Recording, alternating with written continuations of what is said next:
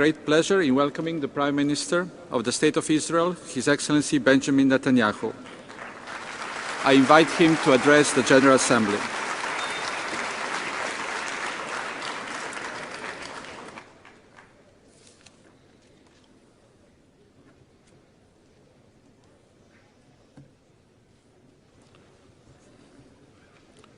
Mr. President, ladies and gentlemen,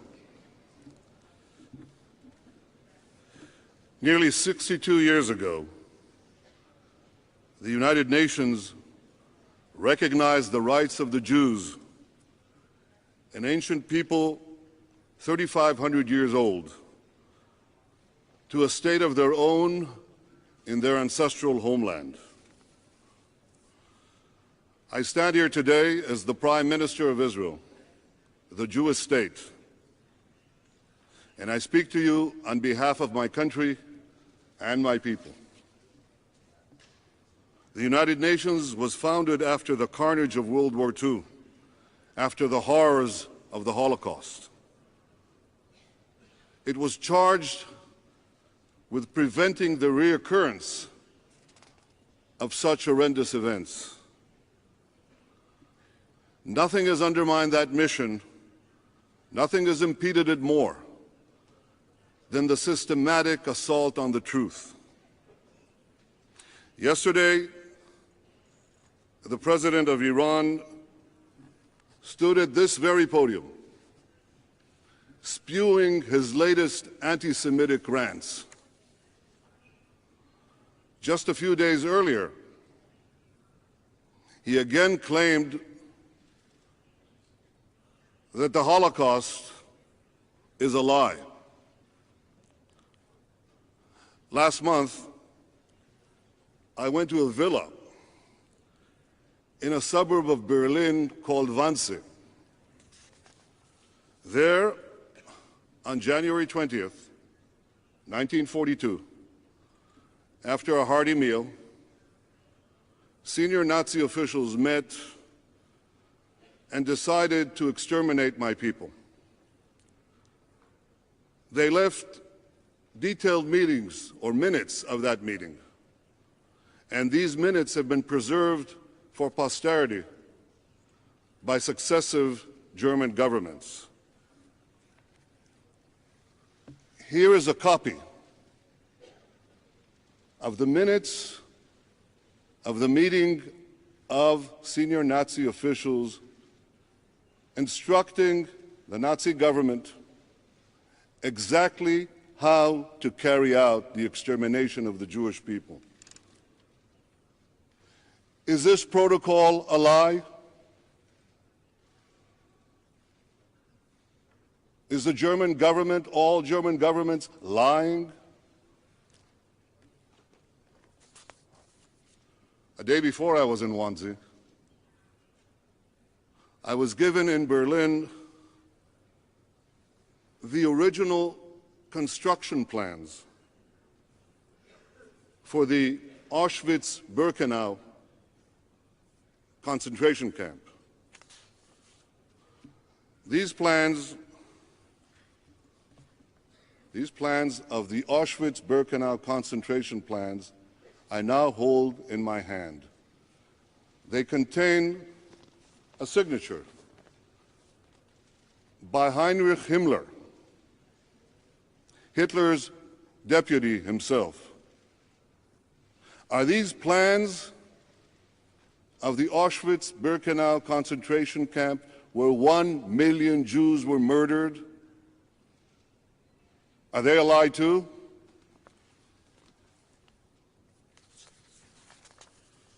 This June, President Obama visited another concentration camp, one of many, the Buchenwald concentration camp. Did President Obama pay tribute to a lie?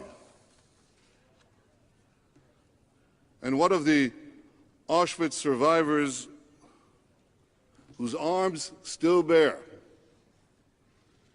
the tattooed numbers branded on them by the Nazis?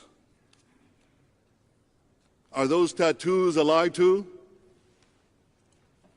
1/3 of all Jews perished in the great conflagration of the Holocaust. Nearly every Jewish family was affected, including my own. My wife's grandparents, her father, 2 sisters, and his 3 brothers, and all the aunts and uncles and cousins, all murdered by the Nazis. Is this a lie?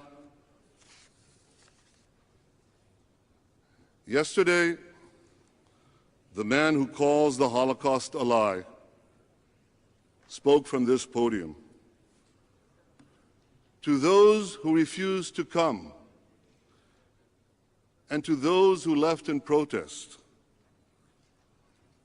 I commend you. You stood up for moral clarity, and you brought honor to your countries.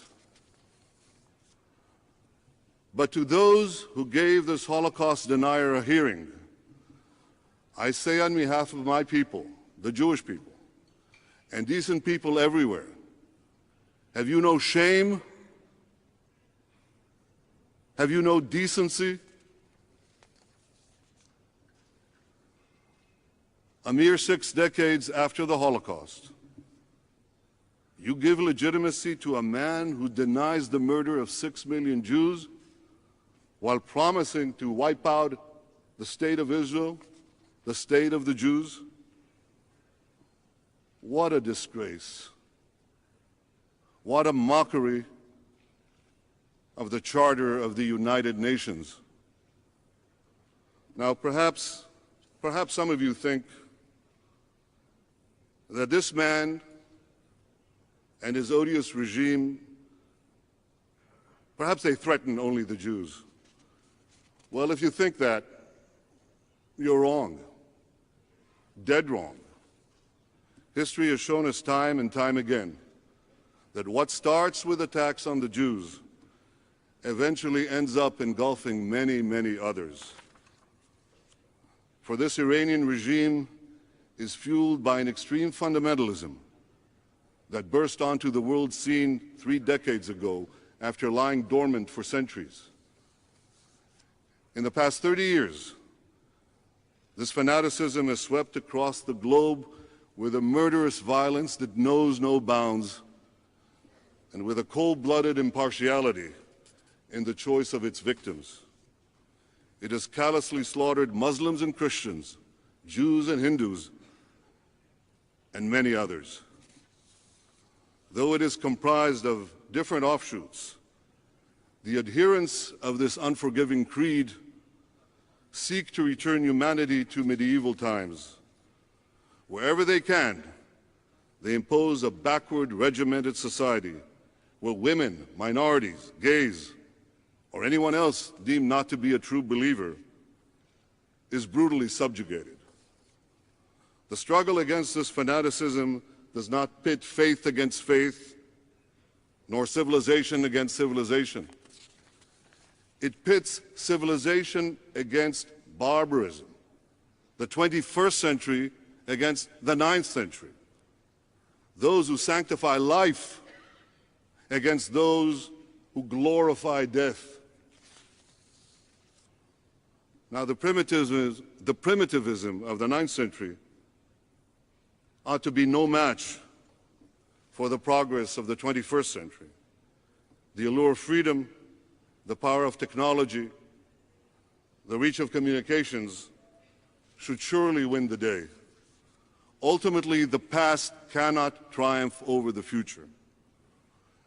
And our future offers all nations magnificent bounties of hope, because the pace of progress is growing, and it is growing exponentially.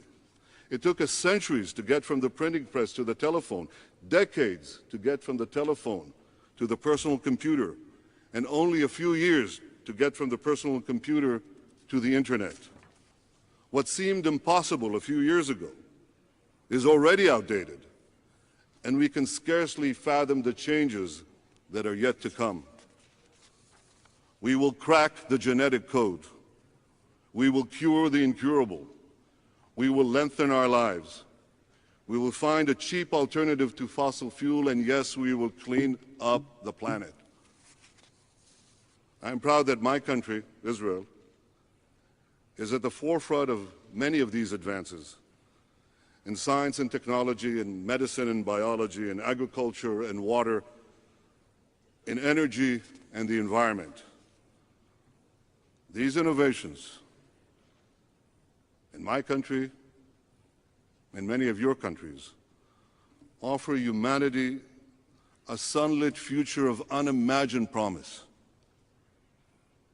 But if the most primitive fanaticism can acquire the most deadly weapons, the march of history could be reversed for a time. And like the belated victory over the Nazis, the forces of progress and freedom, they will prevail only after an horrific toll of blood and fortune has been exacted from mankind. This is why the greatest threat facing the world today is the marriage between religious fundamentalism and the weapons of mass destruction. The most urgent challenge facing this body today is to prevent the tyrants of Tehran from acquiring nuclear weapons. Are the members of the United Nations up to that challenge? Will the international community confront a despotism that terrorizes its own people as they bravely stand up for freedom? Will it take action against the dictators who stole an election in broad daylight and then gunned down Iranian protesters who died in the sidewalks on the street choking in their own blood? Will the international community thwart the world's most pernicious sponsor and practitioner of terrorism? Above all, will the international community stop the terrorist regime of Iran from developing atomic weapons, thereby endangering the peace of the entire world? The people of Iran are courageously standing up to this regime.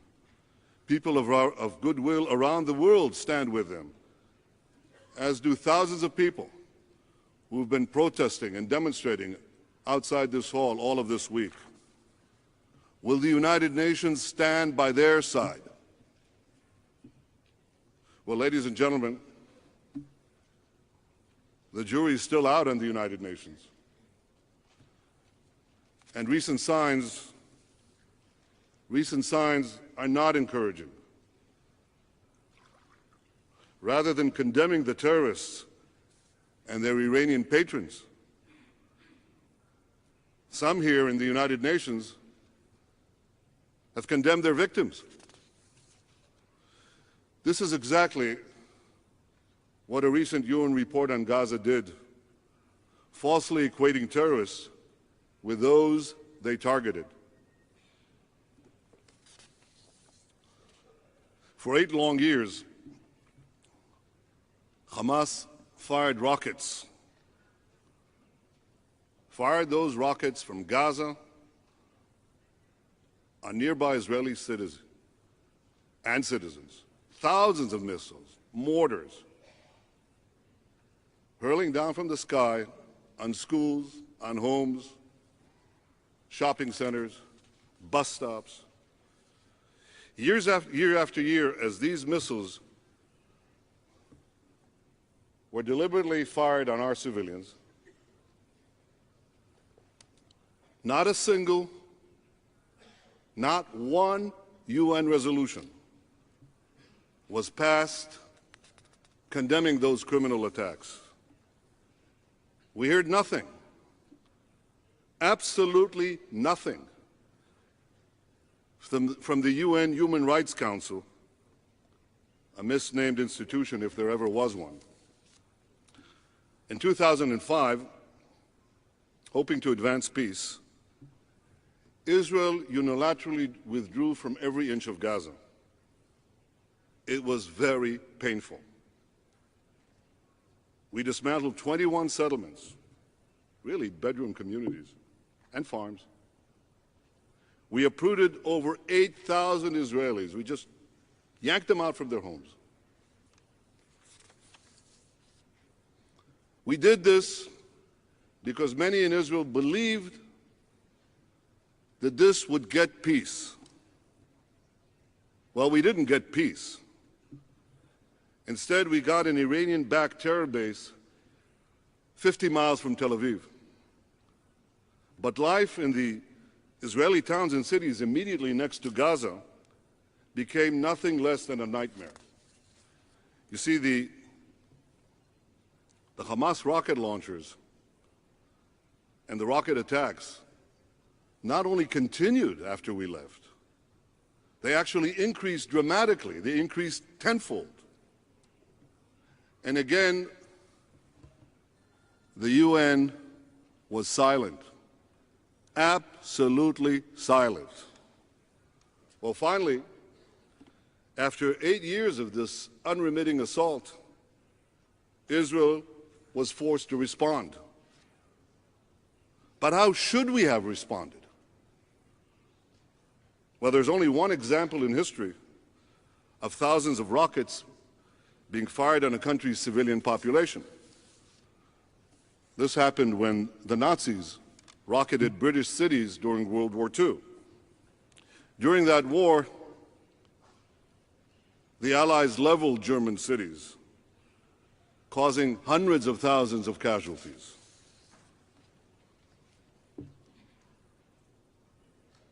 I'm not passing judgment.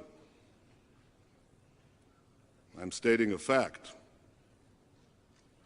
A fact that is the product of the decision of great and honorable men, the leaders of Britain and the United States, fighting an evil force in World War II. It is also a fact that Israel chose to respond differently. Faced with an enemy committing a double war crime, of firing on civilians while hiding behind civilians, Israel sought to conduct surgical strikes directed against the rocket launchers themselves. Now, mind you, that was no easy task, because the terrorists were firing their missiles from homes and from schools. They were using mosques as weapons depots, as missile caches, and they were ferreting explosives in ambulances. Israel, by contrast, tried to minimize casualties by urging Palestinian civilians to vacate the targeted areas. We dropped countless flyers. They cannot be counted. There were so many, obviously. Countless flyers over their homes. We sent thousands and thousands of text messages to the Palestinian residents. We made thousands and thousands of cellular phone calls, urging them to vacate, to leave. Never has a country gone to such extraordinary lengths to remove the enemy's civilian population from harm's way. Yet faced with an absolutely clear-cut case of aggressor and victim, who do you think the United Nations Human Rights Council decided to condemn? Israel. A democracy legitimately defending itself against terror is morally hanged, drawn, and quartered, and given an unfair trial to boot. By these twisted standards, the UN Human Rights Council would have dragged Roosevelt and Churchill to the dock as war criminals. What a perversion of truth. What a perversion of justice. Now, delegates of the United Nations and the governments whom you represent, you have a decision to make. Will you accept this farce? Because if you do, the United Nations would revert to its darkest days, when the worst violators of human rights sat in judgment against the law-abiding democracies, when Zionism was equated with racism, and when an automatic majority could be mustered to declare that the earth is flat. If you had to choose a date when the United Nations began its descent, almost a free fall, and lost the respect of many thoughtful people in the international community, it was that decision in 1975 to equate Zionism with racism. Now this body has a choice to make. If it does not reject this biased report, it would vitiate itself. It would begin or re-begin the process of vitiating itself from its own relevance and importance. But it would do something else. It would send a message to the terrorists everywhere saying, terrorism pays. All you have to do is launch your attacks from densely populated areas and you will win immunity. And then a third thing. In condemning Israel, this body would also deal a mortal blow to peace. Let me explain why. When Israel left Gaza, many hoped that the missile attacks would stop. Others believed that even if they don't stop, at the very least, Israel would have made this gesture, extraordinary gesture for peace. But it would have international legitimacy to exercise its right of self-defense if peace failed. What legitimacy? What self-defense? The same UN that cheered Israel as we left Gaza, the same UN that promised to back our right of self-defense, now accuses us, my people, my country, of being war criminals. And for what? For acting responsibly in self-defense, for acting in a way that any country would act, with a restraint unmatched by many. What a travesty. Ladies and gentlemen, Israel justly defended itself against terror. This biased and unjust report provides a clear-cut test for all governments. Will you stand with Israel, or will you stand with the terrorists? We must know the answer to that question now. Now, not later. Because if Israel is again asked to take more risk for peace, we must know today that you will stand with us tomorrow. Only if we have the confidence that we can defend ourselves can we take further risks for peace. And make no mistake about it, all of Israel wants peace. Anytime an Arab leader genuinely wanted peace with us, we made peace. We made peace with Egypt, led by Anwar Sadat. We made peace with Jordan, led by King Hussein. And if the Palestinians truly want peace, I and my government and my people will make peace. But we want a genuine peace, a defensible peace, a permanent peace. In 1947, this body voted to establish two states for two peoples, a Jewish state and an Arab state. The Jews accepted this resolution. The Arabs rejected it and invaded the embryonic Jewish state with the hopes of annihilating it. We asked the Palestinians to finally do what they refused to do for 62 years. Say yes to a Jewish state. As simple, as clear, as elementary as that. Just as we are asked to recognize a nation state for the Palestinian people, The Palestinians must be asked to recognize the nation-state of the Jewish people. The Jewish people are not foreign conquerors in the land of Israel. It is the land of our forefathers.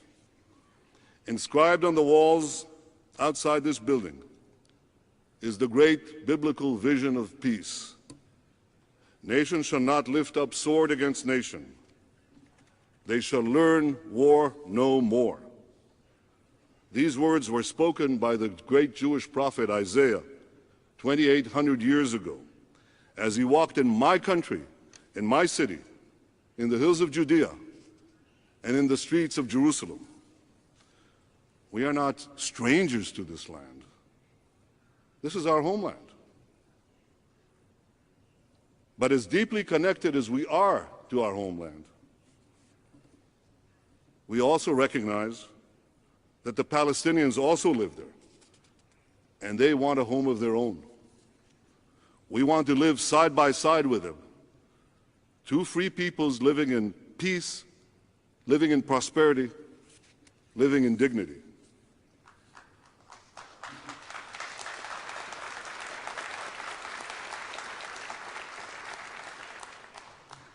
Peace, prosperity, and dignity require one other element. We must have security. The Palestinians should have all the powers to govern themselves, except a handful of powers that could endanger Israel. And this is why the Palestinian state must be effectively demilitarized. I say effectively because we don't want another Gaza or another South Lebanon, another Iranian-backed terror base abutting Jerusalem and perched on the hills a few kilometers from Tel Aviv. We want peace. And I believe that with goodwill and with hard work, such a peace can be achieved. But it requires from all of us to roll back the forces of terror led by Iran that seek to destroy peace, that seek to eliminate Israel, and to overthrow the world order. The question facing the international community is whether it is prepared to confront those forces or to accommodate them. Over 70 years ago, Winston Churchill lamented what he called it the confirmed unteachability of mankind. And by that he meant the unfortunate habit of civilized societies to sleep and to slumber until danger nearly overtakes them. Churchill bemoaned what he called, I'm reading, the want of foresight, the unwillingness to act when action will be simple and effective, the lack of clear thinking, the confusion of counsel until the emergency comes, until self-preservation strikes its jarring gong. Ladies and gentlemen, I speak here today in the hope that Churchill's assessment of the unteachability of mankind is for once proven wrong.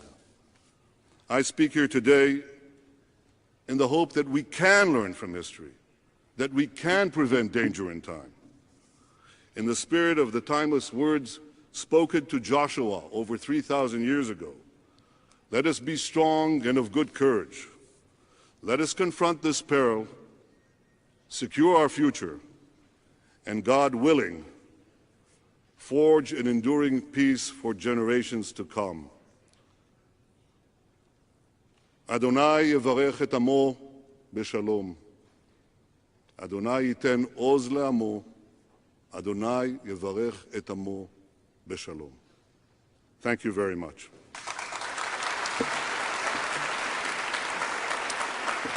On behalf of the General Assembly, I wish to thank the Prime Minister of the State of Israel for the statement just made, and I request protocol to escort His Excellency.